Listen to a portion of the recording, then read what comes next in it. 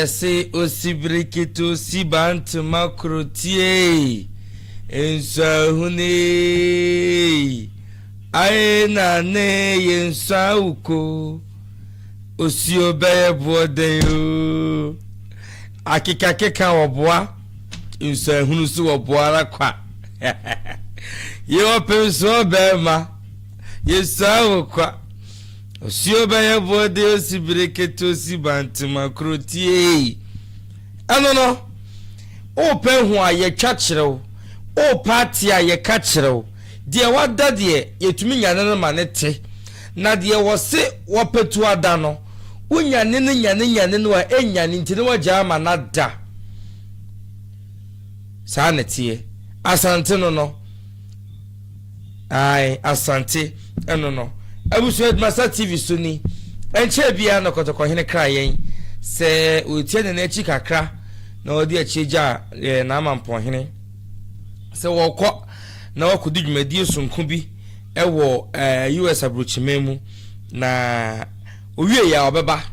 na wasan akwa na home na ne kromu no ene ebe se na nsan die ya sha se ye twa kire wo a enua na nsan ne yehu se anwumre no kokasa dwumadi no ase na bra okoye no nsan kaya hodo bi tutudwa ni nyina na mabebo ne tofa na mede amamo no esanse no nanom se yesi amamene amani no to da sesem kakra ye da niema bi mu enti no edru ba bi na nanom kodru ba bi a na ho de no e wo so wo hwe na wo sesa no man yete sede ye nyina so ye betumi ate ase na adwada na 24th no okobo golf kama ni nyiresi abrofo abibifo wo ho no makodi amanim amanone ho no ono nkokohia ye na wo mokobo golf ewo ehonom na brada no eni hu se royal guest lecture course so enso so ewo ho enu achi enene Africa Business Investment Summit ebe koso nene chira 27 28 fa ni nyina ye de ho tofabo etumi de ebremo nene de mpese mu hu ni nyina ne se ye rakokodru ye na ohwe kwanya ye fa so ekofa no ede no etisi kuro ni montene so wo hwe videos ahodo a etwaguo yi na wo hwe sede ekotoko hene wo ma so ne se kura ne ngo na wo mo dada no na wo mu hu de wo mo nya no na wo mo ma no na wo peja no na wo krakro no na wo hu de wo mo nya no a na wo hu se ye wo hene ne ye wo hene we ye hene be ma eto abese no to apenti ayetufure no we na mama hodo free ba atifi ne bencha yetu ka to prefer wiem shan na munsuo so be hwe no we no mo sabo na asebe sene se fo oni mo nyam ne bisa bra ye krom hanom e ma yen na fre ni pa atwotwo wuro ne apepia nkoma kuku da motu kwan konkofo man so kodi o munkui wa kase wa de hye ye wo hanom no any tribes ahodo bi o Ghana no brai na ebeboa wo mo no magedi ntim ne contemporary so beton Ghana ne bibi man mayen na woni ye do kwa abosia boy ye nya bie enmunyamfo a ye do kwa abosia boy musa garanta eno no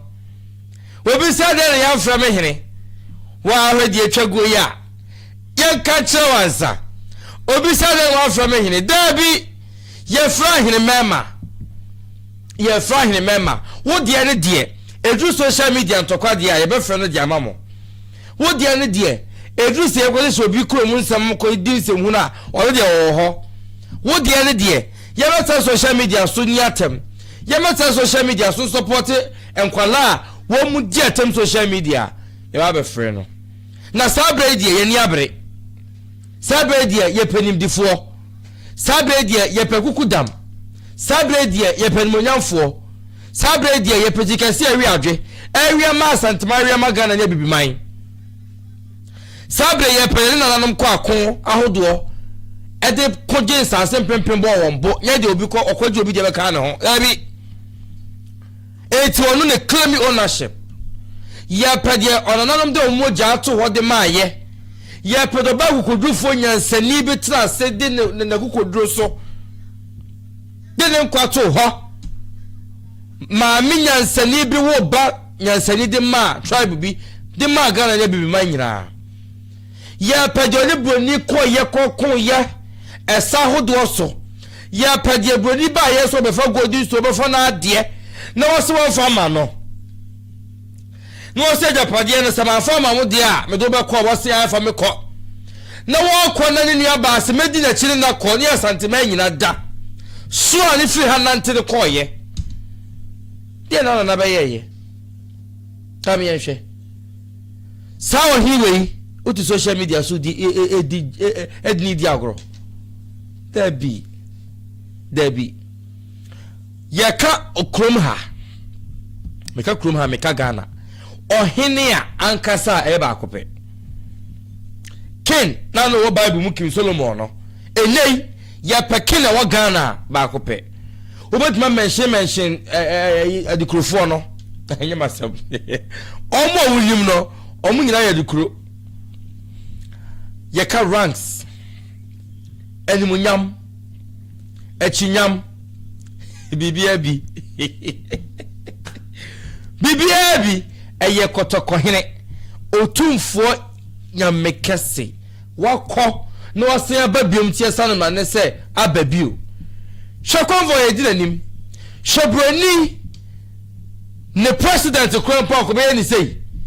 broni no ankasa krampo no wonu ankasa the president impa ko be ni sei ye ra kwese hu ye wonkura hwe eno a ne hyan a wotimu wakra ye wode nananom wo airport na wode koye eno a ne wone ho asa bibia ni wonum biem bibia ni ho biem enso kodru ye no hwe nipa twetwe wura pepia nkoma ye agi twije sa je dom koshia no fa convoy de saso presidential convoy esaso say ya baba kwam abie kwam onyansafo na eba ahuntahuno na eba onyansafo ni nie kasa prako ni nie ahini muhini ni nie je wiase gina agina tum ni nie je onimu di ni nie adie babiem hanifa ayo shanifa ayo die yanka kire mu biem die na mo pese mu ho biem afere ma wo se etu kwa ye yakobe ko gye o manim se wo be kasa de akire wo said anu bia be so ya Asante so bia brase ene hwede ayemo ohine to aseba ohine sa aseba ubuo nyina ayira bebre mu buo ayira akamfo echi mu nuanom dachi mu behu osemo no afrobo emo no afrobo achichide afrobo awawai emo no afrobo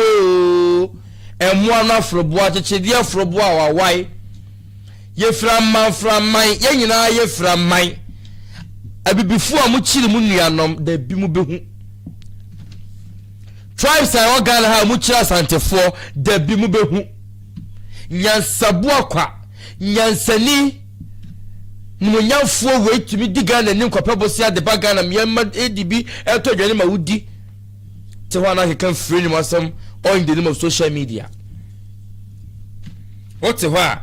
na wo kan free ni masam on the name of social media tete na tete tete ana tete ana bepem ne fa comment to ho what expectations no on saka have you met dia na wakache kotoko hene dia na wakache Asante man show bibi to onom me yankin kan mawo obetume so afre call line no it was 059 2071 560 no yedi nkomo e ma ro fi se ne ya so no ye besa yakọ enche bia na ene dwumadie no ebe koso ene enche bia bretia bi mu na dwumadie no ebe koso entimane ha 059 2071 560 059 2071 71560 frame sisi a na yen hwahwa ye de yen pagya ye de WhatsApp ofra beba sebe ya ente okese bia na wo nkrofo aman so ibi ofra WhatsApp a yen sabeka o Ghana na afre no ma kwa ye beje so producers wa hanu mo ma bibia ye kama enti mon frɛ sisi na yen ka bi nche yewura yen ma kotoko hene so yen ma santiman so yen keka ensam ensha santiman pumtu so yen hye hunkran na bibia ntumi enye kama 059 20 71 560 wa o hwe mi bia obetumi afre na o de comment nso ebeto ase ho ede amame in no time yebekọ ene dwumadie no nso so ase na yakwa akohwe sade Africa Investment Summit no enso so ebesi akọ Africa Business Investment Summit in Africa hanyina eho dwumadie no wakọ akodidi a kire wo mo Africa ha yedwadie ya omoba beso yasene emu dwumadie enene ebekọ so ene kire nyina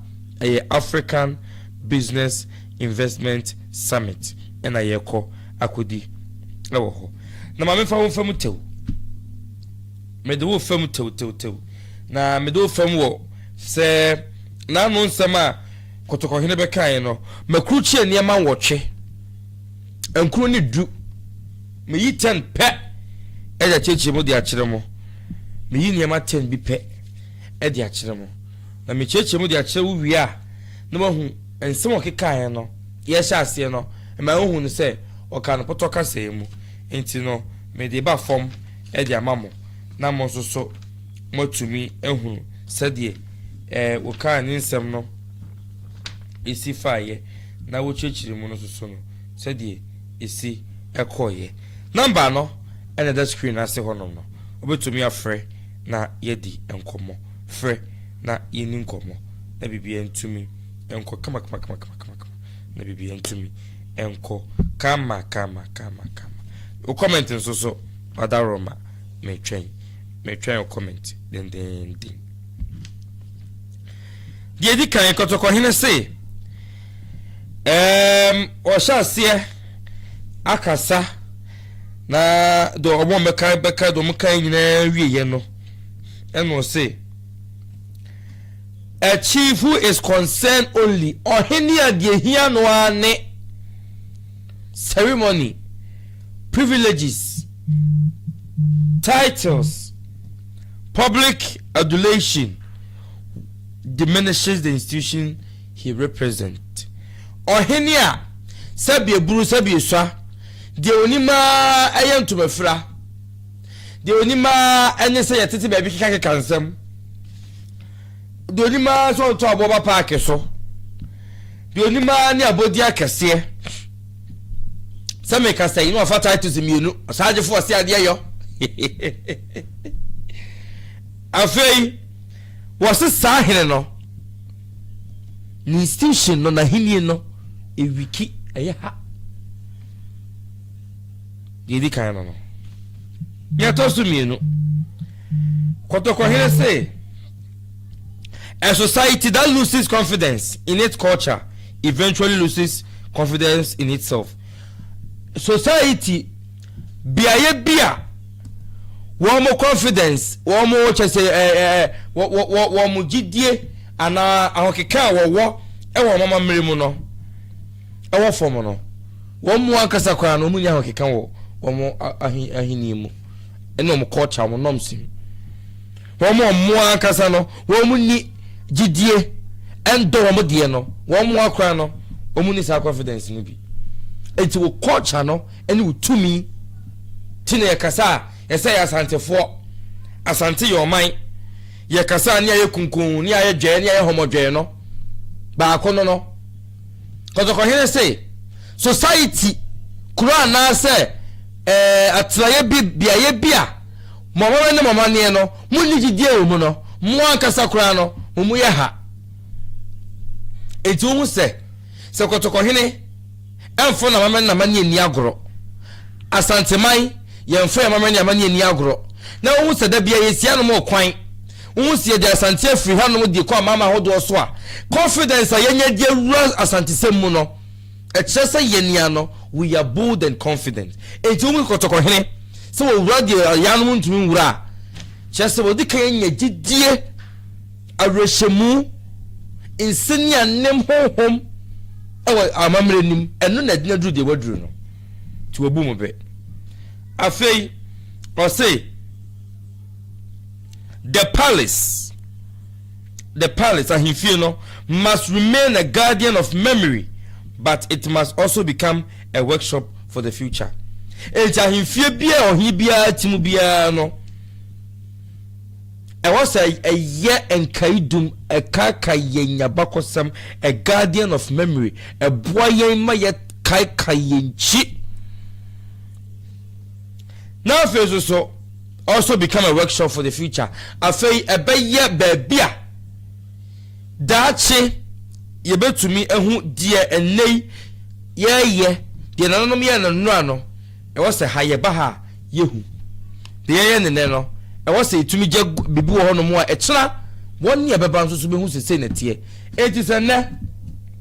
ye wa nam nanom tete temamre kwan so de Europe prempremo opoku warenom abayi ye nyina no se ogusuwa yes anima na mama na manya yira ye no a na ejina se de osia hyehyeye toto niema ma ne ye kosoro ma Asantesem ne ye fe na wo boy ye japade ne niema ho ban no eno na ma nei na nanom nyina ma kotoko hino no ye hwesofo ne ba ye no wo be hu sa ne ma nyina se da so ho no mo a ogusu to aso na ono so ba ye ne yi agya honom akora ne yi amachira oni beba son se tuma so bi ohini nyansafo na ekasa no ba dwodwomba nyansani bi oda katepa so bi aso so tie mi sabre oye nhyira nkan wa o hweme nhyira nkan so ye santini nhyira nkan so wutie me nhyira nkan so kwa Asante platforms ahodo so nhyira nkan so comment like and subscribe ya share na bibie tuwa ye kama enti ye wa so kan ye enso so eno no afe ye to aso no osa kan bi wa ha o say the Asante hine is not the owner of Asante mine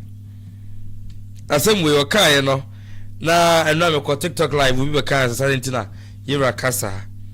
it goes deep word na o kan no it goes deep say one hwe ya onti asem na o kan no ase o say he is not the owner of Asante man but its custodian. And you will not an Asante man dia or say Asante man no enya media name mum me so for custodian. Intinya say bia sebi debi brofo no mudu kurunso so bofudu into was one no die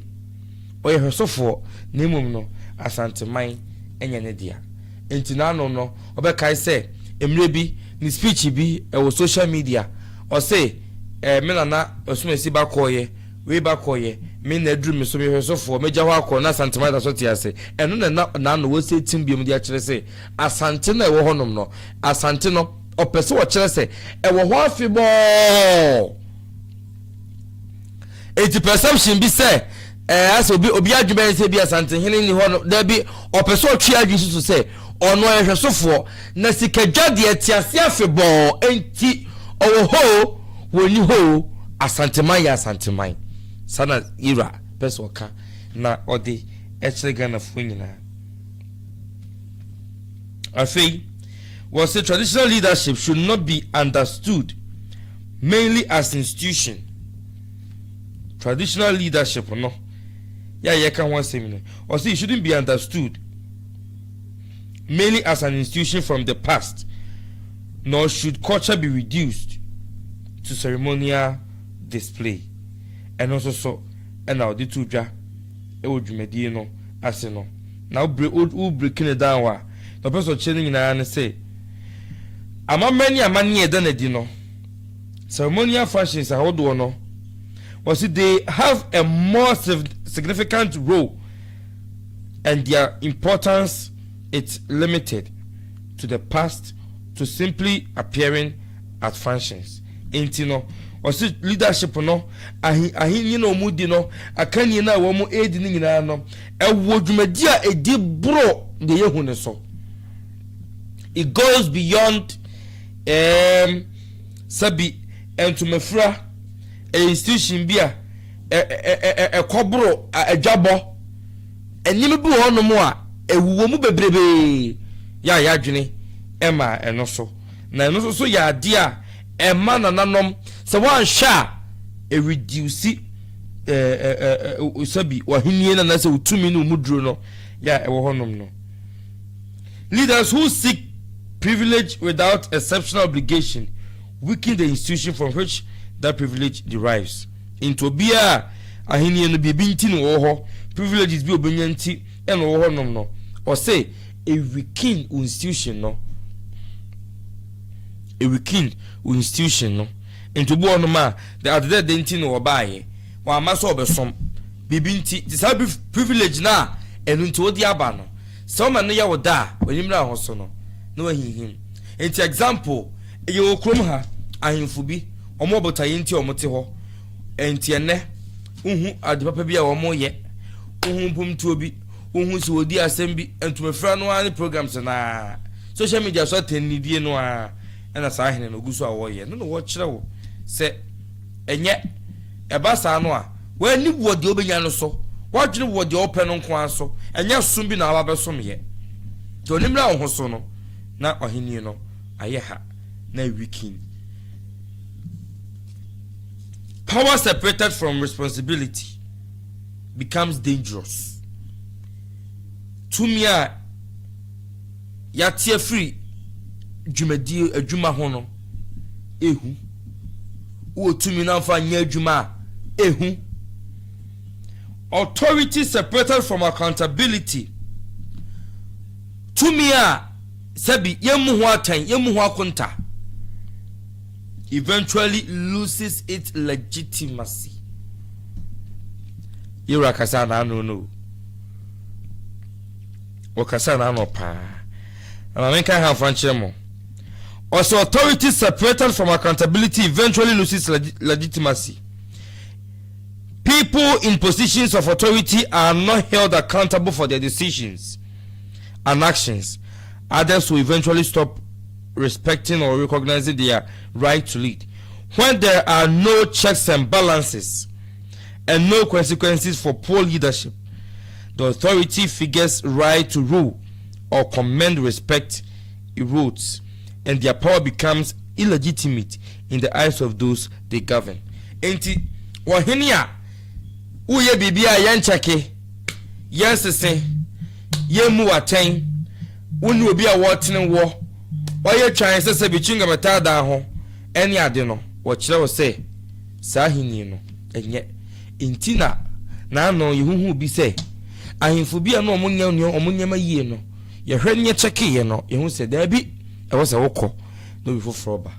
ni nyina katoko hene onyansafo nyansabo akwa ehunu ntehunu tikasi awi adwe nyansani asanteman ebema chase Ghana yanya no ani yawu kan bi ono ene bema nyansansem sei e wo branko fo ato o monsa dia frɛ no ni wo mu hia hemema edo mo di dwuma wo hia hemema akokasa dia mo mo de okoyeye ayman panyina sadi o Ghana ye man panyina dwumadie ene okoya okodi ede ma no no ntuti honom ne ye ka na emfa yaw entuna baabi enkeka sebi nsehunu dabi emfa yaw entuna baabi enkeka nsehunu enti yankwai yekobi enya kwa makakra yenkwa ne yenkonkɔhwɛ sɛdeɛ yeredru US abochimemu wɔn mo sɔn sɛ kora ɛne ngo huhuamoa ɛtɔ a yedi dɔm yɛ no no na ekyie kuri na senepaw abusua yenkɔ ne yɛmfu yɛnni yekonkohwɛ bi osimwe yentinsi.